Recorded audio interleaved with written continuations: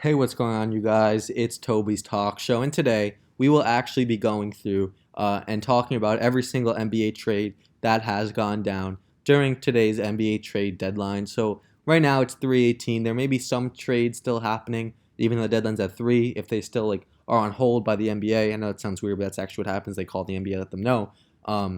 Some trades may be happening, but it seems like most of the trades have happened. It ended off with a bang with Victor Oladipo. We'll get to that later. Not trying to make this video too long, so we'll try to go through like the smaller trades. We'll kind of talk about quickly, and I will be looking down obviously to look at my phone because I do not have every NBA trade memorized. Last night DeLon Wright was traded for Corey Joseph. DeLon Wright's pretty solid for the Kings. Could be a nice backup. Corey Joseph, I don't know, but the Pistons did get 2 second-round picks, and I'm sure that's pretty much all they wanted from that trade to keep building their tank, getting assets as much as they can. Let's see. JaVale McGee going to Denver gives them a nice backup center option. They didn't really have one.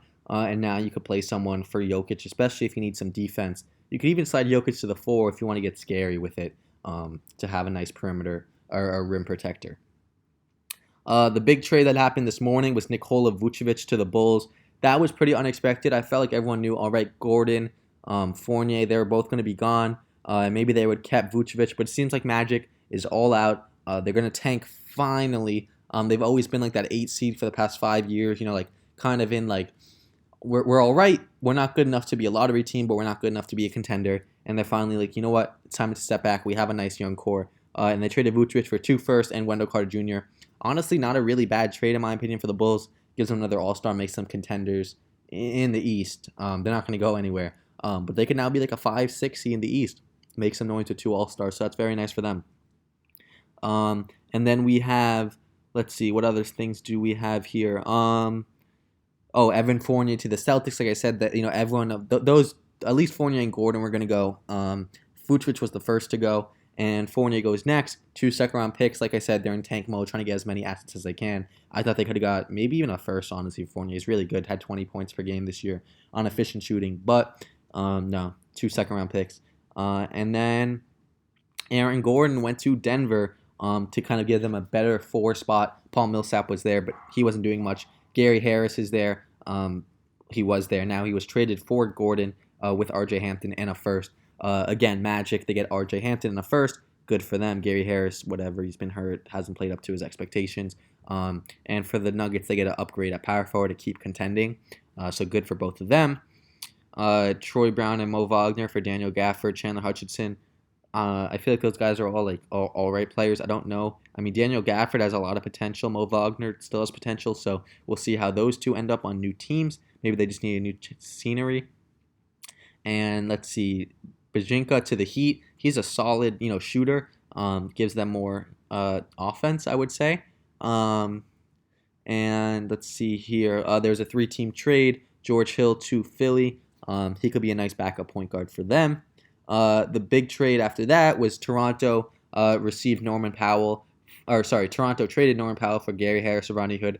Honestly, a solid team for both trades. I feel like Norman Powell is more a win-now guy, which is what the Portland Trailblazers need, right? You have Dame, and you have a top 10 point player in this league. You better build around him fast before he gets too old. So it makes sense. And Gary Trent, the Raptors are, kind of taking a step back. They didn't trade Lowry, but still, they know they're not contenders at this point. And getting a young player like Gary Trent, even though you're gonna have to pay him, you're gonna have to pay Norman Powell anyway. So that's a good deal for them. Young, nice player. Let's see here. Keep going. Matt Thomas, who cares? Oh, Rajon Rondo for Lou Will. That's a pretty solid move. For the Clippers, it gives them they didn't need more scoring. If anything, they needed a point guard that could facilitate, and they got one there. How they throw in 2 seconds, they really have zero future. Like, they don't have a future. But they're going all in. Rajon Rondo, playoff Rondo, we all know who that is. He won a chip for the Lakers last year. It'd be very cool to see him win a chip for now the Clippers. And for Lou Will, gives them, I guess, more scoring, and they get 2 seconds. So, they're kind of there talent-wise, both of them at the same level. So getting 2 second-round picks is nice for the Hawks. The next trade, Terrence Davis to the Kings. I thought that was to open up cap for Lowry. Didn't happen. No Lonzo Ball trade. That was pretty. That was not expected. I thought, especially with. So how it's going to work is there's not going to be a lot of teams with cap space in free agency next year. And having a restricted free agent is important because you go over the cap for that. And so maybe that's what the Pelicans are going to try to do, but I feel like either way, they're going to have to overpay for him. If not, because there are going to be teams like the Knicks, like the Bulls, that really wanted them, that will offer him $20 million a year. So it's going to be up to the Pelicans to decide, is that worth it? And that'll be interesting to see in the offseason because it seems like they were ready to move on from him.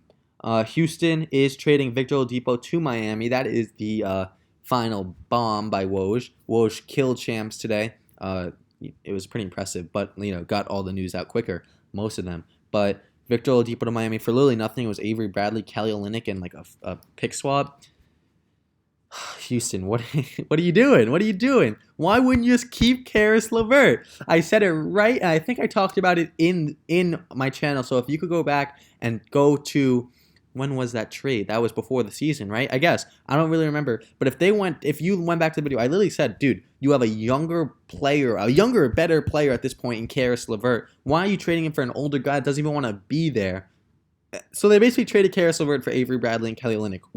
What are you doing, Houston? Why? Why would you do that? Why would you trade Karis LeVert for Kelly Olynyk, Avery Bradley, and a half year of Oladipo, who didn't even play much and who went 11-30 when they were there? Like, it didn't make sense. I do not understand that. It angers me because I love Karis LeVert, and I don't know. It's just a bad move by the Rockets. Really, really messed it up. I knew right away once they did that Karis LeVert for Oladipo swap, it wasn't going to be good for them. And you saw what happens. Like, look, you're going to have to pay Oladipo $30 million if you wanted to keep him. And no one wants to do that. No one wants to pay him that because it's not worth it. And Karis LeVert's still on a nice contract. He's going to get paid soon. But I don't get it. And then Kyle Lowry staying in Toronto. A little surprising. It seemed like he was ready to go with the little, peace sign symbol he did last night after the game. But, I guess he's staying in Toronto. It's going to be interesting because he's going to want a nice amount of money next year. It's going to be interesting to see if the Raptors are going to be like, you know what, we'll give it to you. You deserve it. Look at what all you've done for us. Or if they're like, look, Kyle, you don't deserve that. And, you're free to go to wherever team you want. So that's going to be very interesting. And, yeah, going back to the Oladipo thing, that big three of Oladipo, Bam Adebayo, Jimmy Butler, and you still have Tyler Herro and Duncan Robinson with Goran Dragic, like that's Bajinka now, Bielitsa. I don't know why I said Bajinka. Whenever I read it, I say it like that, but I know his name is Bielitsa. It's a solid team. And yeah, especially if they get LaMarcus Aldridge too. God dang, man, that team is going to be really good. And yeah, guys, that's really it. I hope you guys enjoyed. That's all I have to talk about today. Knicks, I really wanted you to get Lonzo. Can't believe you didn't. Really upsetting. But hopefully we get him this summer. Yeah, guys, that's really it. Don't know what else to say. I made that joke video yesterday about how there was no trades. I knew there was going to be a lot of trades today, but there were some big ones that were not expected. Vucevic was probably the biggest one of the day. He's the all-star this year that got traded. And yeah, guys, that's really it. Hope you guys enjoyed, and I will see you in the next episode. Leave your thoughts down below on your thoughts on all the trades. And, if you liked this video, I'm going to post more of these.